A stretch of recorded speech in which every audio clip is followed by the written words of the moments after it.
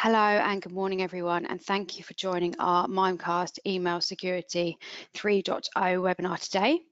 So I'm Amy Hammond, I work in the marketing team here at Bytes, and I'm delighted to be joined by Ernesto Brosma, technical specialist at, oh that's supposed to say Mimeacst, not Bytes, and Mark Palmer, Mimeacst specialist at Bytes. Perfect. Thank you, Amy. Can you hear me? Sound all right? Yes, yep, we can hear you and see your screen, thank you. Perfect. Thanks. Well, thanks for the introduction, Amy and Mark. Great to do this webinar with you. Obviously, we do a lot of work with Bytes, so it's great to have this opportunity to have so many of you on the call at one point. Welcome, everyone. Thank you for dialing in. This webinar is aimed at both Mimeacst customers, but also companies who don't use Mimeacst yet. My name is Ernesto Brosma. I'm a Mimeacst technical specialist. That means I help people at Bytes and you, our customers, understand what Mimeacst does and what problems it solves, which is all about avoiding and mitigating business disruption.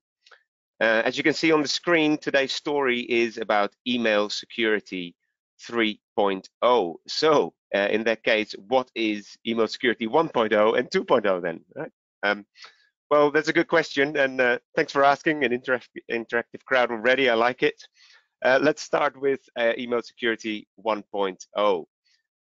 In our vision, 1.0 is what started in the late 90s, basic email hygiene, virus and spam protection. Right, it's something that we can't live without today, and it worked really well for a very long time. But then about 6-7 years ago, the world changed quite drastically. We saw a rise in targeted attacks, weaponized attachments, malicious URLs, impersonations, all things that couldn't be stopped with that basic email hygiene. But also people were making a lot of mistakes themselves, so inadvertent data disclosure. And for this, we developed things like targeted threat detection and awareness training, which worked well up to now. But we see again a change in the world of cyber, and so email security 3.0 is where we see it going forward from here. And in order to understand that, I'm first going to run through a couple of examples of some breaches that we've seen over the last couple of months. New Orleans suffered a ransomware attack, so this was in December, just before TravelX actually. It was big news. The city of New Orleans, Louisiana, suffered a ransomware attack that had led to the shutdown of the city's servers and computers. If we read on in that article, then in response to the attack, NOLA.com reports that the city told employees to turn off and unplug their computers. So we don't need the hackers to turn off our systems anymore. We do that for them. And in terms of this story, this is a very typical kind of story. We see it time and time again. And the Mimeacst cyber resilience story really addresses this, right? Stopping attacks, but also providing some type of business continuity to support recovery. I'm going to move on to the next article that I found on dark reading. Visa warns of targeted point-of-sale system attacks on gas station merchants. So if we read this article and analyze this article, point-of-sale systems belonging to at least 2 North American gas station merchants were attacked to harvest payment card data. Unlike card skimmers, so these are the old card skimmers that we saw years ago on ATM machines, this attack involved malware on the back-end system. And so the attack was a lot more sophisticated, said Visa. So if we unpick this for a second, right, we've got a gas station merchant. They have some infrastructure. They may have some internet lines and network equipment. Maybe they have a guest Wi-Fi, right, and some back office stuff. Something there got infected and in turn infected the point of sale system. The point of sale system is probably provided by head office. And maybe even provided by a third-party service. The payment system is provided by the bank, and the transactions are processed by Visa. So we're stitching all these systems together for our business processes to make them work. But we've got siloed security systems on top. So cyber criminals are using those connections between our systems as new vulnerabilities. So we need to be able to connect up our cybersecurity systems as well to have a connected ecosystem. Then this article, it really starts ramping up now. This password stealing hacking campaign is targeting governments around the world. In total, the phishing attacks targeted at least 22 different potential victim organizations in countries including the States, Canada, China, Australia, Sweden, and more.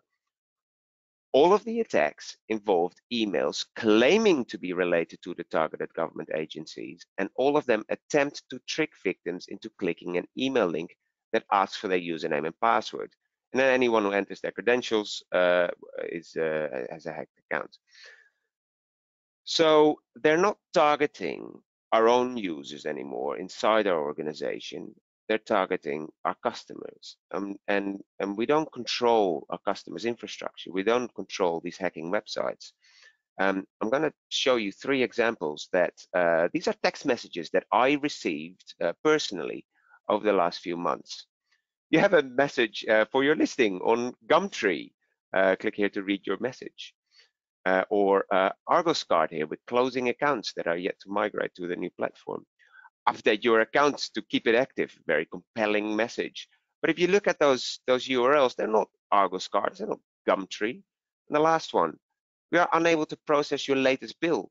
In order to avoid disconnection, update your EE account billing online now via ee-net.work.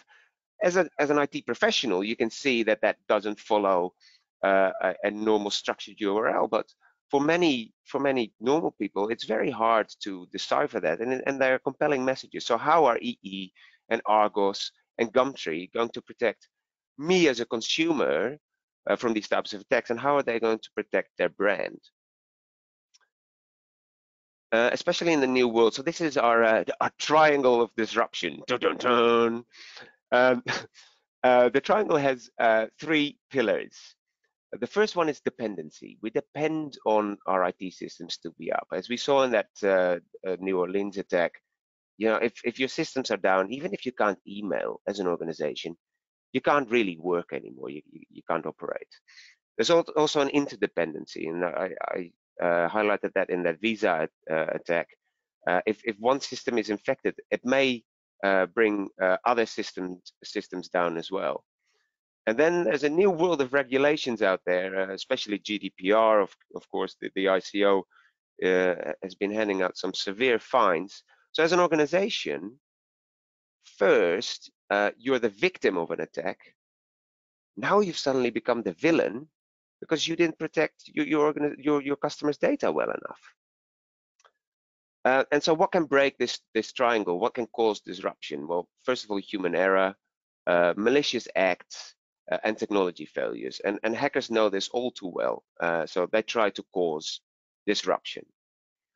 So what can customers do? Well, we think that cyber resilience starts with email security 3.0.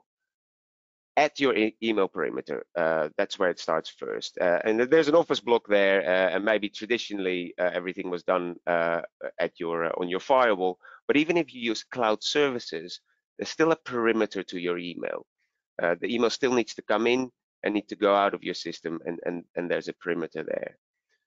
Also inside your network and inside your organization, right? These are your users, their laptops, their mailboxes, and then beyond your perimeter. So these are your customers. These are the hacking websites. And we really want to say, you know, think beyond, move from perimeter email security to pervasive email security.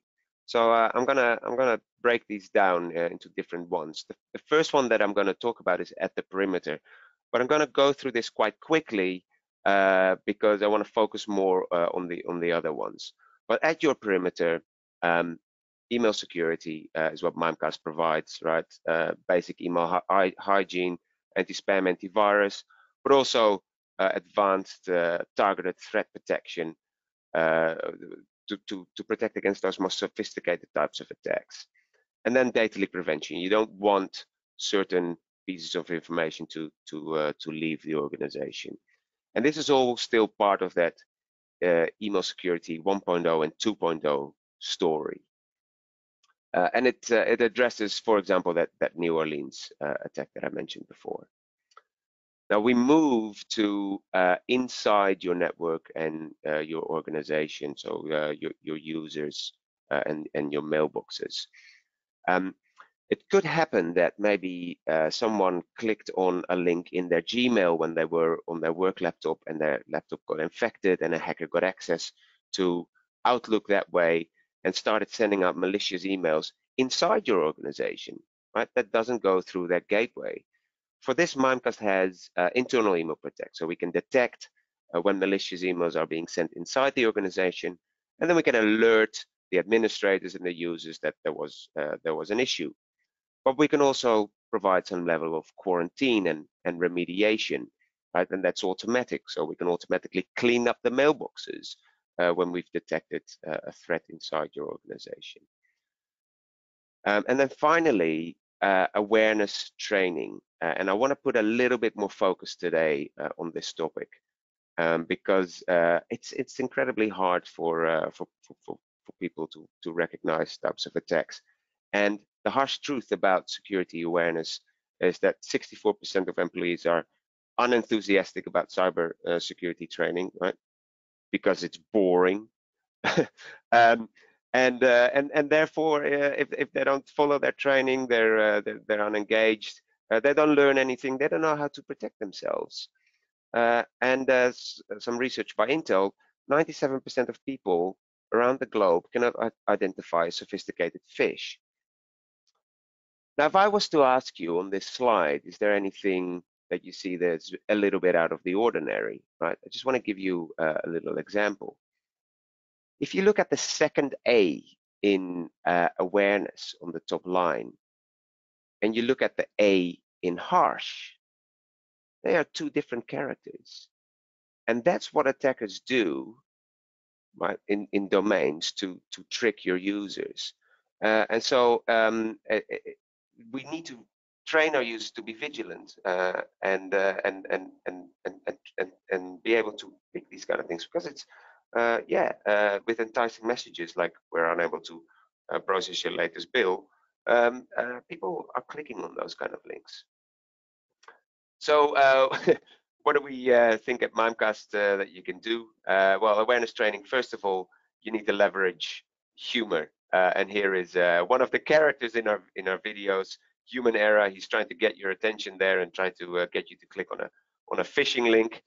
We believe that if you leverage humor, you can drive engagement to your awareness training. So our awareness training, 2 to 3 minute videos, and they're then followed up by a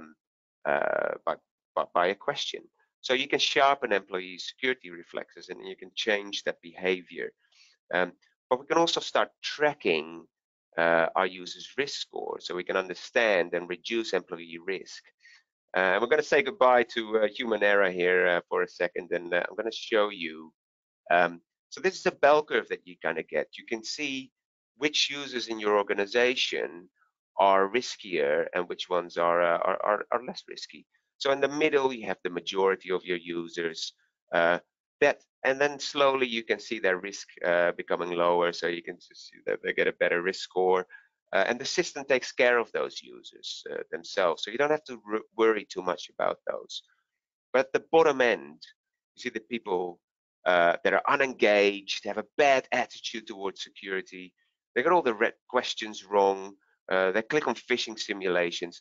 They are the people that you need to focus on. So that makes your training more cost effective as well, and you can then have maybe some bespoke training with those people.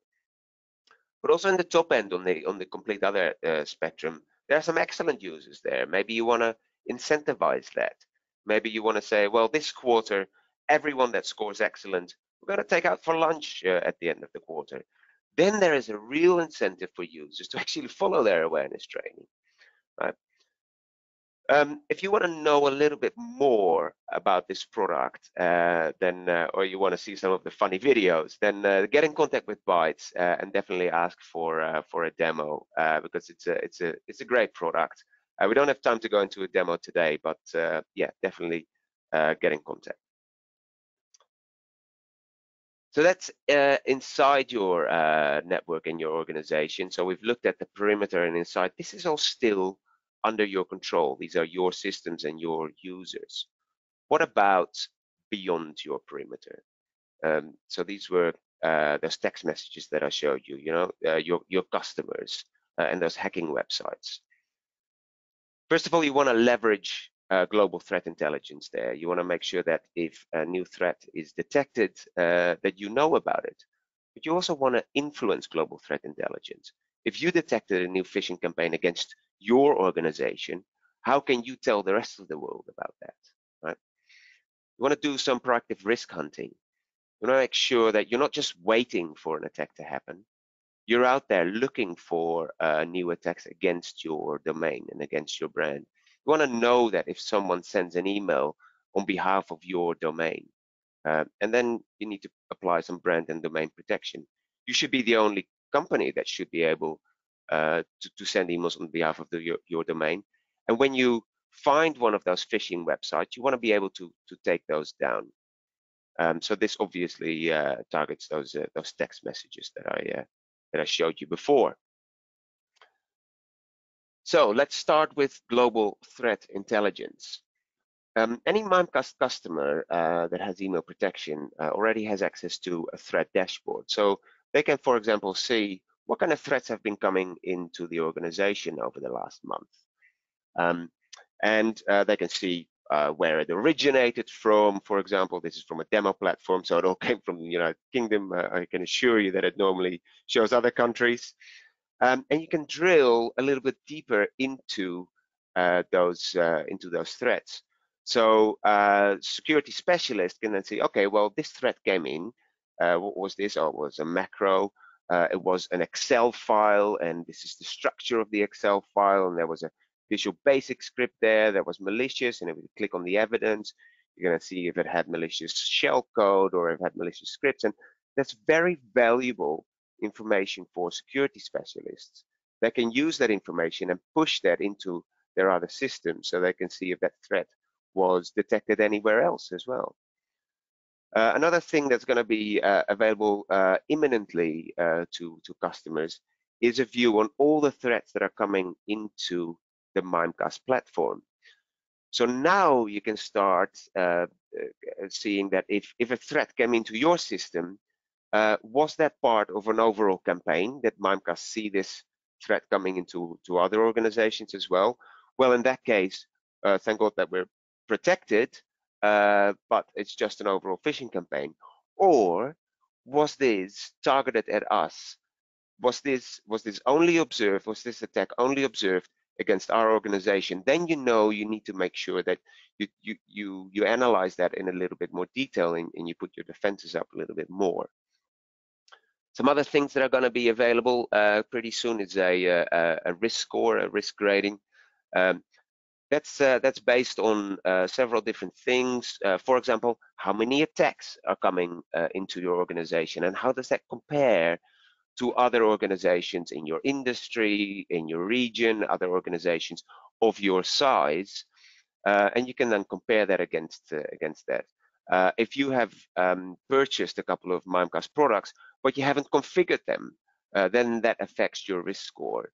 If you've got the awareness training product, right, that user risk score also feeds back into this risk score. So you can then kind of find out a little bit more about your security posture, and you can improve that with some valuable data. We also bring out these quarterly threat intelligence reports. We've just released one recently at RSA.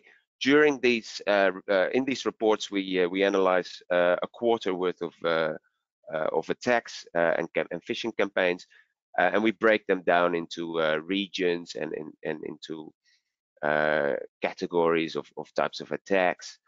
So it really helps your security teams to kind of see the trends that are happening in cyberspace.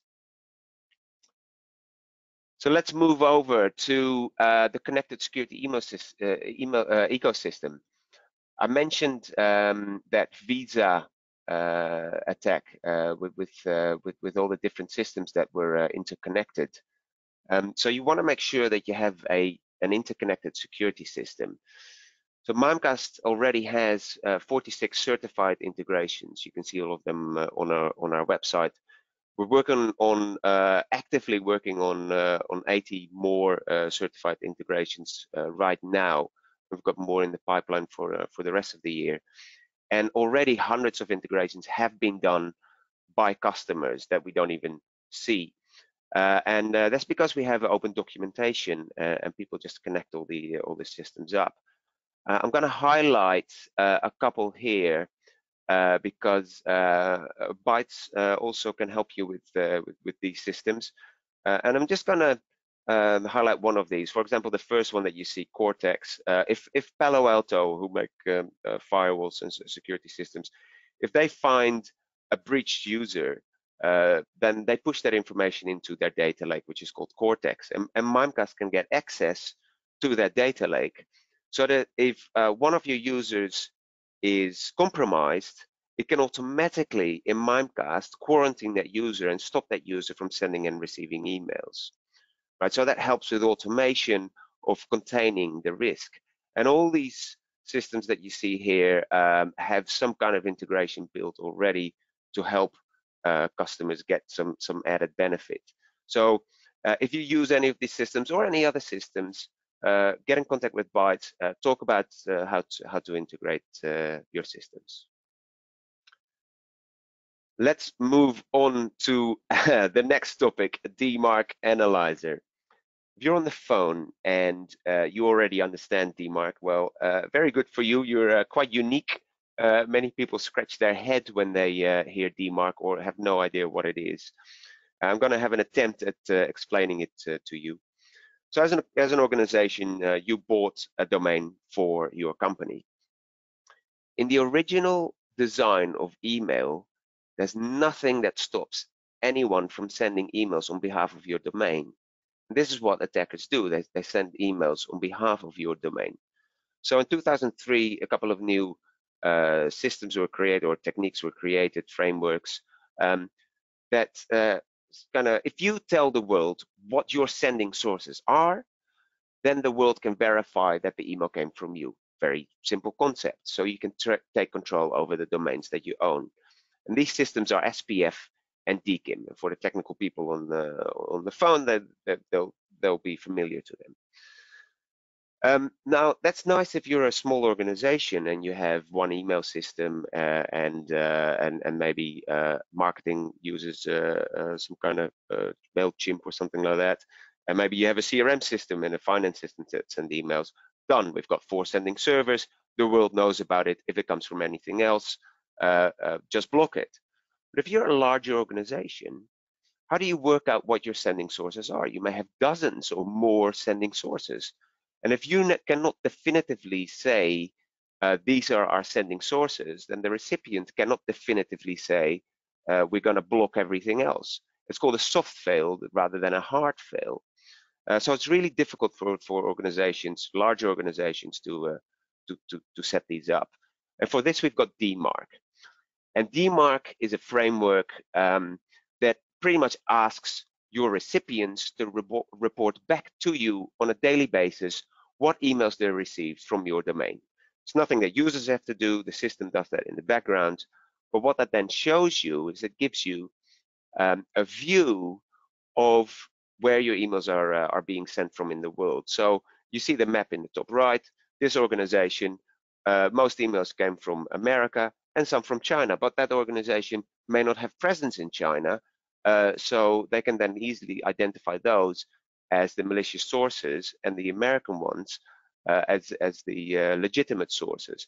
And slowly you can then work towards that hard fail. You can work towards setting up the policies and telling the world these are definitely our sending sources and these are definitely the malicious ones, so that your recipients can filter out any malicious traffic that is coming from your domain. So this product is called Demark Analyzer, and if you want to know a bit more about this, definitely get in contact with Bytes. The next one is Brent Exploit Protection. This is about the domains that you don't own. So Argus Guard here, I mentioned it before. I put that text message on there. The the way that attacks works, it's going to represent it here graphically. We've got the Argos website on the right-hand side with all the security systems in place, username and password, maybe even multi-factor authentication. And the hacker will take a copy of that website, they will scrape a copy of that website, keep all the functionality in place, but add some extra functionality to intercept all your traffic. And then they present that login page to your customer. The customer logs into that page because it looks like the real page, types in their username and password. The hacker sends that onto the real website. The real website challenges it with multi-factor authentication, but sends that text message to that user, and that user types it into the hacking page, and the hacker sends that page, that multi-factor authentication codes to the real website, and the real website has identified you as the real user, so you're in. But meanwhile, the attacker has full control over everything that happens on that path. So they can entice you to update your payment details and then steal your credit card information, for example, or get you to update your address details so that they have your full details. And this is what happens constantly. So how, as a retailer or a financial institution or public sector organization, are you going to protect your customers from these types of attacks, and what can you do about those websites? Now, this is Mimeacst Brent exploit protection. First of all, customers can do a level of risk hunting.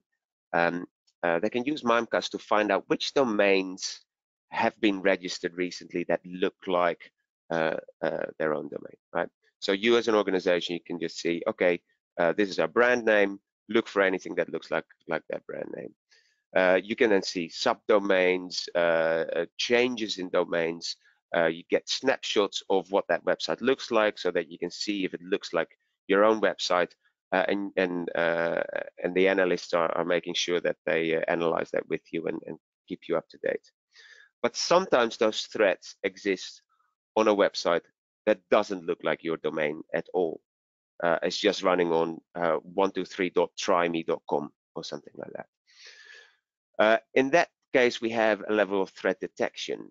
So you can see as an organization when your site gets copied by a hacker.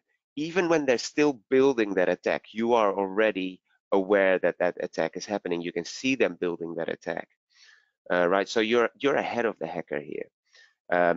And then it goes into phase 3, the remediation.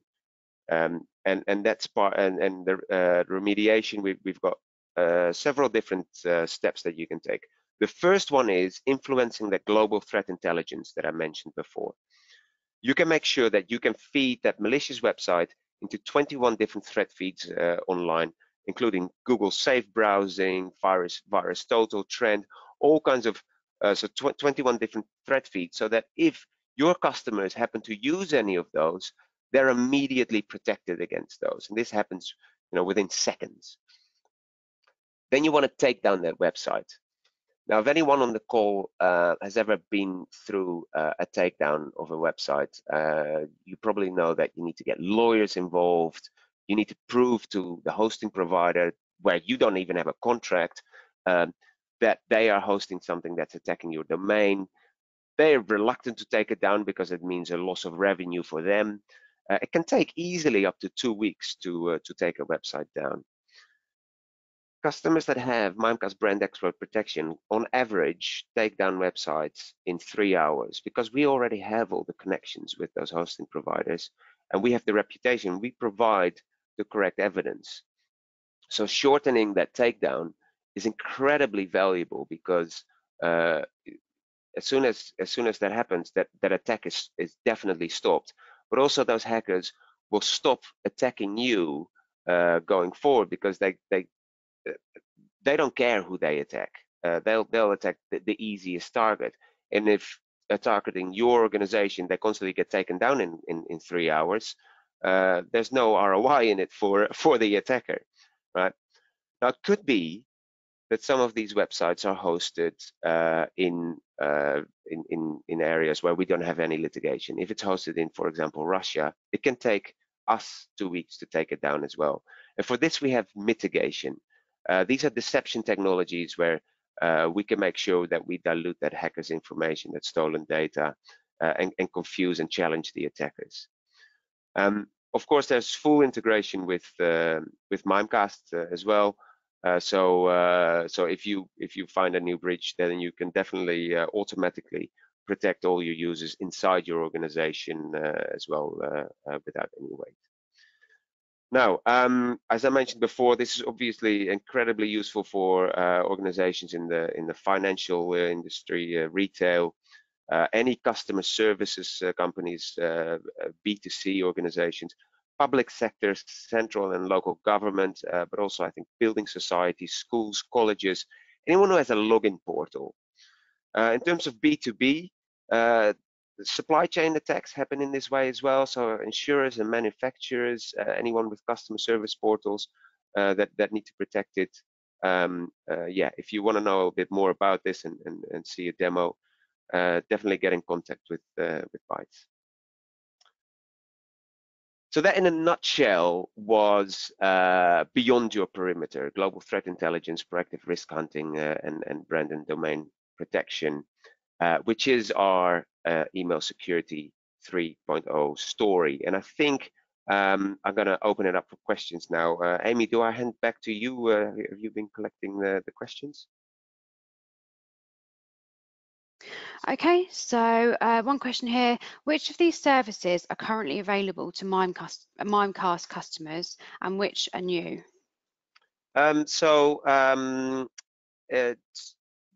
The only thing that's not immediately or not yet available is that in that threat dashboard, the view that you saw where you see everything coming into the entire grid. Obviously, there was a screenshot of a system that's already built, but that's going through final implementation. So existing customers will see that coming pretty shortly.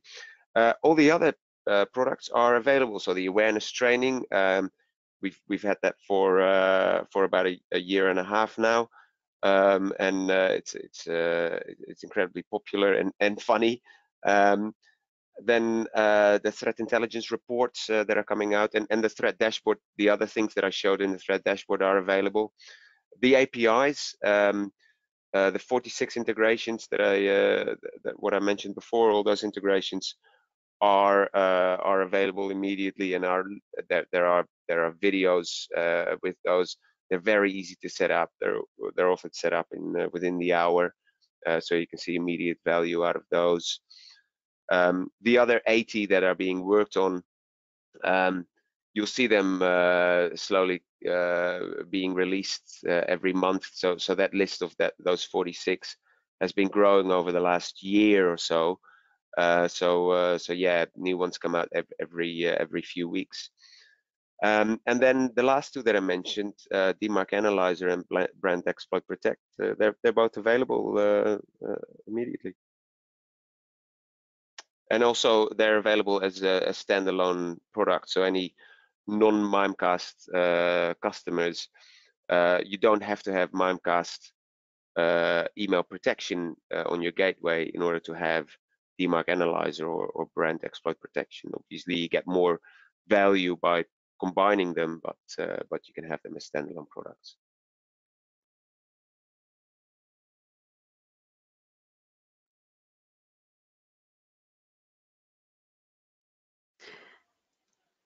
Brilliant, thank you. So there's another question here. With your customers, what is the uptake like around Demark? Is it very much a project on our radar? Oh, sorry, it is very much a project on our radar, but want to know what you are seeing. Yeah. Over the last year, the uptake is quite big because of all kinds of regulations worldwide. So in the UK, in the States, in Europe, in Australia,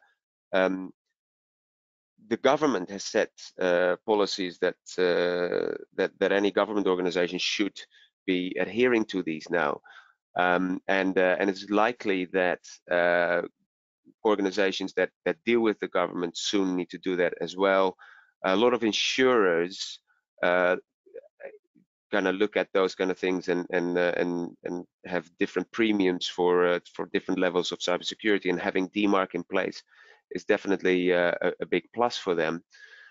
So it's rising. I don't have the percentage at hand, but as I mentioned before, for larger organizations, what we often hear is, yeah, it's on our radar, but how do we do this?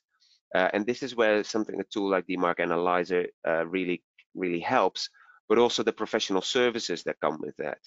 And don't get me wrong, it can still, with that help, take half a year to go through such a process, because what you need to do is you need to put a record in place, then you need to analyze, then you collect data for about a month, and then you need to analyze that, and then you need to after that make a change in the system, and you go to a quarantine policy on 10%, on 25%. So you work slowly towards more compliance, but having that guidance is what really helps, because quite often security teams are up against it with time.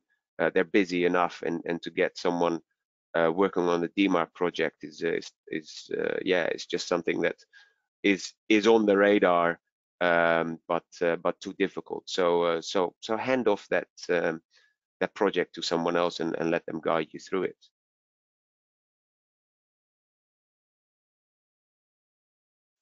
Brilliant. And there's a question here. They've asked about the cost of these services.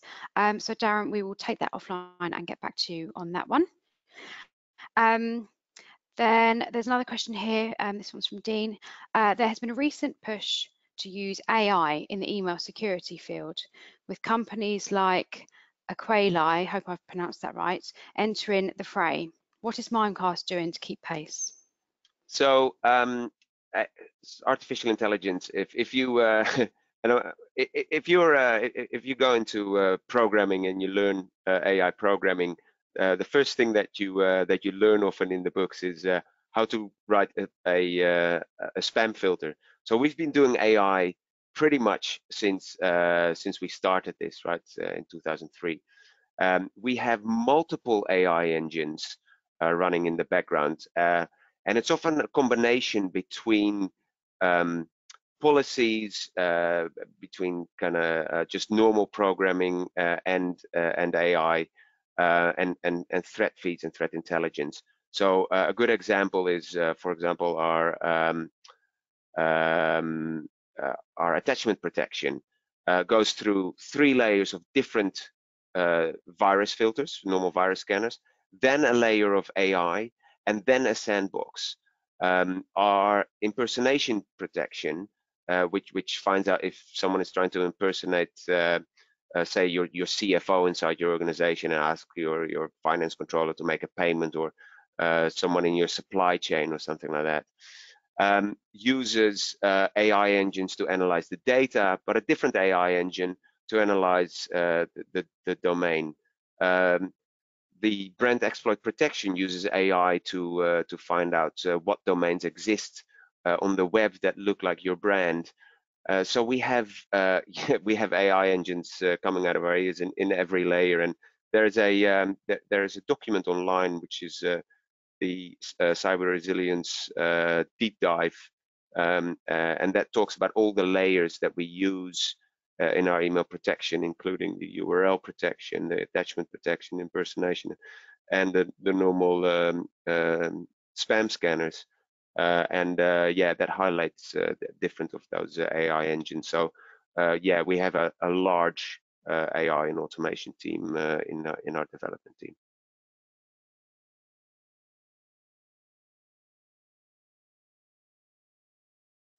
Brilliant, thanks Ernesto. A question here says, we are looking at Microsoft ATP. Mimeacst seems to offer advanced features. Would Mimeacst suggest using the EOP alongside Mimeacst, or ATP plus Mimeacst? So we believe in defense in depth, right? So the more security you have in place, the better. Now, with some of these, there are overlapping features. So something like if you use the advanced threat protection and Mimeacst targeted threat protection, then they can be conflicting. So you want to say, for example, use the turn off the URL protection in ATP and use the Mimeacst URL protection. And if you want to know which one you want to use, if you're not yet on Mimeacst, then we can do an email security risk assessment with you, where we analyze what you've got today and what threats are coming to you through your existing system, so you can see the efficacy. Because you can see that targeted threat protection and that email security 1.0 and 2.0 is really being commoditized. I think every vendor out there has the same feature list. There is a very big difference in efficacy in the different suppliers, though.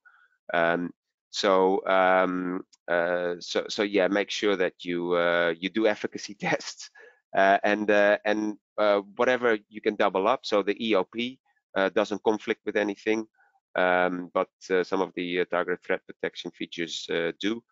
And if it comes to kind of internal email protection, those kind of systems, again, run them side by side, see what you're more familiar with and what works better for you. But definitely look at the efficacy. But defense in depth is definitely something that you want to practice. So the more security, the better. So make sure that you have things like endpoint protection in place. And as I mentioned before, with the API, make sure that you connect all those systems up. So I hope I answered that question. If there are any other questions around that, please shoot them through. Brilliant, thanks Ernesto. So it looks like that's all the questions we have for today. So thank you everyone for joining the webinar. I really hope you found it valuable. And thank you Ernesto for presenting, really appreciate that. As mentioned at the beginning, we will have a feedback form at the end. So if you could please complete that, we'd really appreciate it. And I'll send you all a linked recording this afternoon.